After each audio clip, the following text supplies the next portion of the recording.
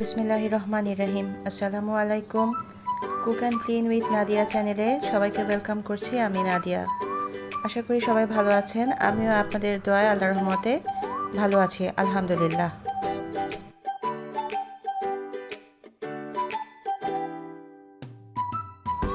আজকের ভিডিওটা আমি শুরু করছি মাগরিবের নামাজের পর থেকে। এখন সন্ধ্যাবেলা, তো আমি কিচেনে চলে আসলাম বাচ্চাদের জন্য একটু নাস্তা রেডি করব। আর প্রতিদিন সন্ধ্যাবেলায় একটু ভাজাভাজি কিন্তু বাচ্চারা খেতেই চায়।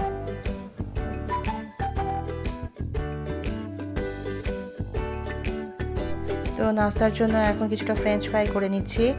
আর ফ্রেঞ্চ ফ্রাই রেসিপি আজকে শেয়ার করা হলো না, তাহলে দেখা যায় ভিডিওটা অনেক বড় হয়ে যাবে। তো আমি যে ফ্রেঞ্চ ফ্রাইগুলো ম্যারিনেট করেছিলাম সেখান থেকে কিছুটা উঠিয়ে ফ্রিজে এখন রেখে দিব। এভাবে করে রাখলে কিন্তু নিজেরও একটু সুবিধা হয়, আর 2-3 দিন পর্যন্ত এই আলুগুলো বেশ ভালো থাকে।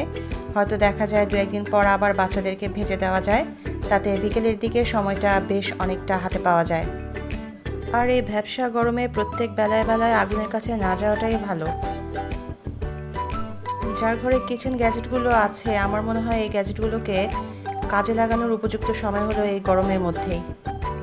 তো আজকের ভিডিওটা আমি সাজিয়েছি রান্নাবান্না নিয়েই। ফ্রাইড চিকেন করব, এই জন্য নিয়ে নিয়েছি প্রথমেই কিছুটা মুরগির মাংস। তার মাঝে দিয়ে দিলাম লবণ, চিনি,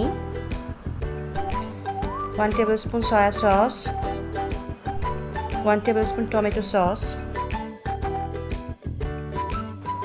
1 tablespoon red chilli sauce, 1 tablespoon barbecue sauce, 1 চা চামচ আদা পেস্ট, 1 চা চামচ রসুন পেস্ট, কিছুটা অরগ্যানো আর কিছুটা প্যাপ্রিকা পাউডার ছিটিয়ে দিলাম।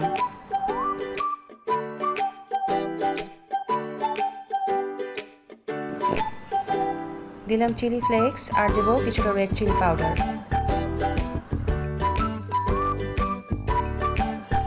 এবার একটা ডিম ফেটিয়ে নিয়ে ডিমের অর্ধেকটা এই চিকেনের মধ্যে দিয়ে দিব। যেহেতু চিকেনের পিস অল্প, তাই পুরো ডিমটা নিলাম না, অর্ধেকটাতেই আমার কাজে লেগে যাবে। যারা চিকেন একটু বেশি করে নেবেন তাদের জন্য পুরো ডিমটাই লাগবে। লকডাউনের জন্য যেহেতু আমাদের বাইরে যাওয়া হয় না, আর বাচ্চারাও মাছ ভাত খেতে খেতে একটু বিরক্ত বোধ করছে, তো ভাবলাম যে আজকে সবার জন্য একটু স্পেশাল কিছু ব্যবস্থা করি। আর রান্না যখন করছি তো ঝটপট আপনাদের সাথে শেয়ার করে ফেললাম। আজকে আমার ঘরে কর্নফ্লাওয়ার ছিল না, তো এইটার অল্টারনেট হিসেবে আমি নিলাম কিছুটা ময়দা আর কিছুটা চালের গুঁড়ি। অবশ্যই সেটা আপনার চিকেন হিসেবে নেবেন। আর ভাবলাম যে কোনো কিছু নিয়ে বসে থাকাটা ঠিক হবে না আসলে, তো যখন কর্নফ্লাওয়ার নেই, তো আমার হাতের কাছে ময়দা আছে আর চালের গুঁড়া আছে, ওইটা দিয়ে আমি আজকে কর্নফ্লাওয়ারের কাজটা শেষ করে নিই। তো এদিকে আমার ফ্রাইসগুলো হয়ে গেছে, এখন বাচ্চাদেরকে তেল থেকে উঠিয়ে এখন আমি এগুলো খেতে দিয়ে দিব। তো ফ্রাইসগুলো হয়ে গেছে, এখন এগুলো তেল থেকে উঠিয়ে আমি বাচ্চাদের খেতে দিয়ে দিব। আর এই ফাঁকে আমি আমার ডিনার প্রিপেয়ার করে নিব। অবশ্য কিছুটা কাজ আমি এগিয়ে রেখেছি, চিকেন ম্যারিনেশন করে রেখেছি ফ্রাইড চিকেনের জন্য। আর এখন যেটা করছি সেটা হলো চিকেনগুলোকে কেচি দিয়ে পাতলা পাতলা করে কেটে নিচ্ছি। এই চিকেনগুলো দিয়ে আমি আজকে ক্যাশিউ নাট সালাদ বানাবো। আমি একটা জিনিস খেয়াল করেছি যে রেসিপি যে যারটাই ফলো করেন না কেন, ওই রেসিপি যখন আপনার হাতে এসে পৌঁছায় তখন রেসিপিটা কিন্তু আপনার মতনই হয়ে যায়। তো এই যে এরকম পাতলা পাতলা করে চিকেনগুলোকে আমি কেটে নিয়েছি, একটু লম্বা একটু পাতলা করে কেটে নেওয়া হয়েছে এই চিকেনগুলো। এখন এর মাঝে আমি দিয়ে দিলাম একটু লবণ আর চিনি। এখন দিব 1/2 চা চামচের আদা পেস্ট, 1/2 চা চামচের রসুন পেস্ট, আর যে ডিমটা অর্ধেকটা রেখে দিয়েছিলাম সেই ডিমের অর্ধেকটা আবার এই চিকেনটার মধ্যে দিয়ে দিলাম। আর দিলাম 1 চা চামচ টমেটো সস আর কিছুটা দিলাম সয়া সস। আসলে সস আর মশলাগুলো আপনার টেস্ট অনুযায়ী আপনি দিবেন। আর দিলাম কিছুটা চিলি ফ্লেক্স আর কিছুটা অরিগ্যানো ছিটিয়ে দিলাম। তার মাঝে এখন দিয়ে দিচ্ছি ময়দা আর চালের গুঁড়ি। আগেই বলেছি যে আজকে আমার ঘরে কর্নফ্লাওয়ার ছিল না, তো আমার মনে হয় কি নেই কি আছে সেটা বিবেচনা না করে যা আছে তাই দিয়ে রান্নাটা শুরু করে দেওয়া ভালো। আর হাতের জাদু সবারই আলাদা। আপনি যে রেসিপিতেই যাই রান্না করেন না কেন, আপনি যদি ভালোবেসে রান্না করেন তাহলে দেখবেন সেই খাবারের টেস্টই অন্যরকম। একদম অথেন্টিক রেসিপি ফলো করতে হবে এরকম কিন্তু কোনো কথা নেই। আমরা যে যা দিয়ে রান্না করি না কেন সেটাই কিন্তু আমাদের নিজস্ব রেসিপি হয়ে যায়। আচ্ছা যাই হোক, তো এখন আমি কিছুটা কাজু বাদাম গরম তেলটার মধ্যে ভেজে নিলাম।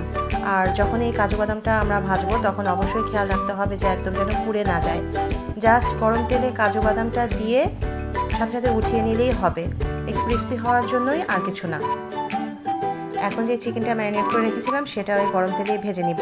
আর এই চিকেনটা বেশিক্ষণ ম্যারিনেট করে রাখার কোনো দরকার নেই, কারণ চিকেনটা এমনিতেই পাতলা করে কাটা, আর যেহেতু এটা ফার্মের মুরগি।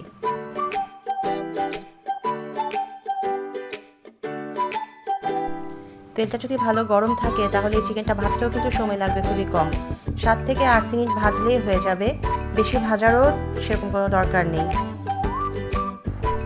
এখন আমি এখানে কেটে নিচ্ছি কিছুটা ক্যারট, কিছুটা রেড বেল পেপার আর কিছুটা গ্রিন বেল পেপার। আর একটা প্যানে এখানে অল্প একটু বাটার গরম করে নিয়ে সেই কেটে রাখা রং বেরঙের সবজিগুলো সতে করে নিব। আর এই সবজিগুলোতে কেউ চাইলে একটু লবণ আর একটু চিনিও অ্যাড করতে পারেন।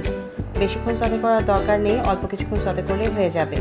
তো এই যে আমার সবজিগুলো সতে করাও হয়ে গেছে, এখন আর সেরকম কোনো কাজ নেই। এখন ফ্রাই করে রাখা সব জিনিসগুলো একসাথে মিক্স করে নিব। আর এটাই কিন্তু স্যালাড তৈরির ফান পার্ট।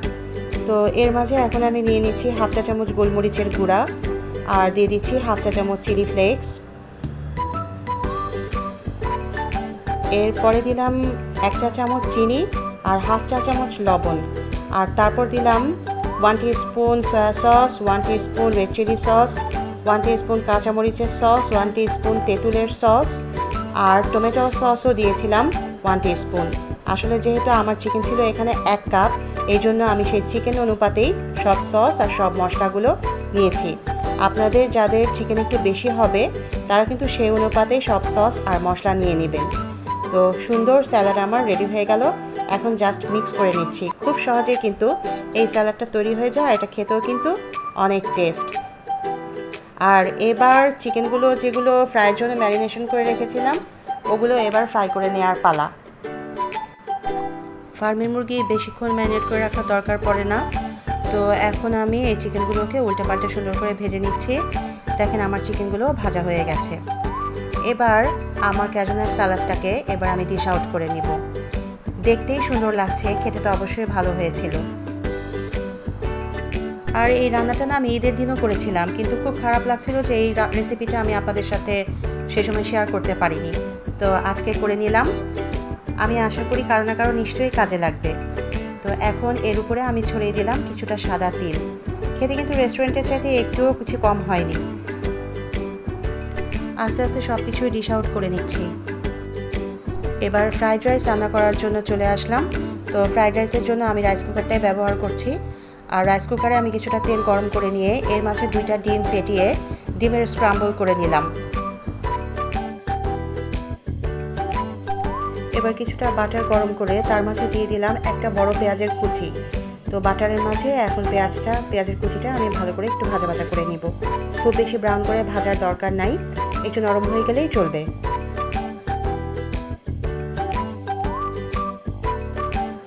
এবার ভাজা পেঁয়াজের মধ্যে দিয়ে দিচ্ছি কুচি করে কেটে রাখা গাজর আর বরবটি। তো কিছুক্ষণ এটাকেও একটু ভেজে নিতে হবে।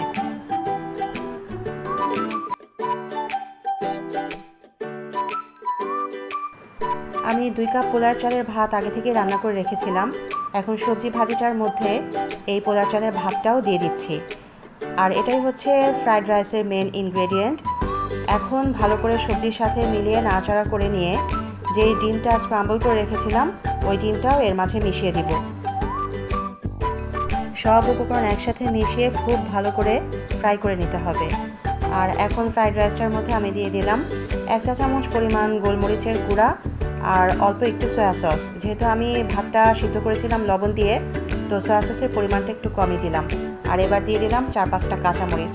কাঁচামরিচ যে যেরকম ঝাল খান সে সেরকম অনুপাতেই দিবেন। অনেকেই ফ্রাইড রাইসে আদা রসুনের পেস্ট ইউজ করেন, কিন্তু আমার কাছে ভালো লাগে না, এজন্য আমি কখনো আদা রসুনের পেস্ট দিই না। তবে আমি যেভাবে করেছি সেভাবে কিন্তু রেস্টুরেন্টের চাইতে কোনো অংশেই কম হবে না। তো এবার ফ্রাইড রাইসও আমি ডিশ আউট করে নিচ্ছি। এখন পরিবেশনের পালা। বাচ্চাদেরকে আমি আসলে বলি নাই যে ওদের জন্য আমি স্পেশাল ডিনার করছি। তো যখন টেবিল সেট করলাম ওরা এত অবাক হয়েছিল আর এত খুশি হয়েছিল, যেটা দেখে আমার এতক্ষণ খাটনি করে কষ্ট করে রান্না করাটাই সার্থক হয়েছে। আমরা মেয়েরা যতই গরমে দাঁড়িয়ে আগুনে পুড়ে রান্না করি না কেন, রান্না করে পরিবেশন করার পর যখন বাচ্চাদের আর হাজব্যান্ডের মুখে হাসি ফুটে ওঠে আর তারা যখন প্রশংসা করে, তখন কিন্তু ওই গরমটাই আমাদের কাছে দক্ষিণা শীতল বাতাস হয়ে যায়। আর অবশ্যই রান্না একটা আর্ট। আমার এই কাজটাকে যখন কেউ অ্যাপ্রিসিয়েট করবে, তখন অবশ্যই আমি মোটিভেট হব। আর ভাই সাহেবদের উদ্দেশ্যে বলছি, আপনার ঘরে মা, মেয়ে, বোন অথবা বউ যেই রান্না করেন না কেন, তাদেরকে অ্যাপ্রিসিয়েট করুন, কারণ আমরা আপনাদের জন্য এই চামড়া পোড়া গরমে খুব কষ্ট করে দাঁড়িয়ে থেকে রান্না করি। সারাদিন কঠোর পরিশ্রমের পরে আপনাদের মুখে হাসি ফোটানোর জন্যই কিন্তু আমাদের এই প্রচেষ্টা। আজকের ভিডিওটা এই পর্যন্তই, দেখা হবে খুব তাড়াতাড়ি। সে পর্যন্ত সবাই ভালো থাকবেন, সুস্থ থাকবেন আর আমাদের জন্য দোয়া করবেন।